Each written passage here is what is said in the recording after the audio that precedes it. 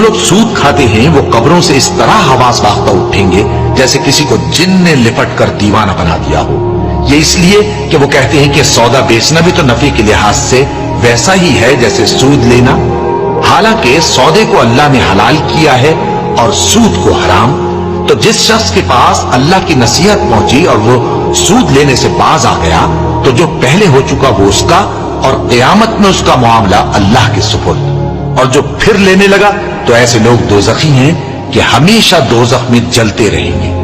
اللہ سود کو نابود یعنی بے برکت کرتا اور خیرات کی برکت کو بڑھاتا ہے. اور اللہ کسی ناشکر گناہگار کو دوست نہیں رکھتا.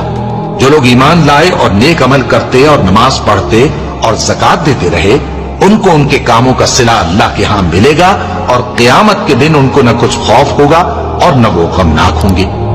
مومنو اللہ سے ڈرو اور اگر ایمان رکھتے ہو تو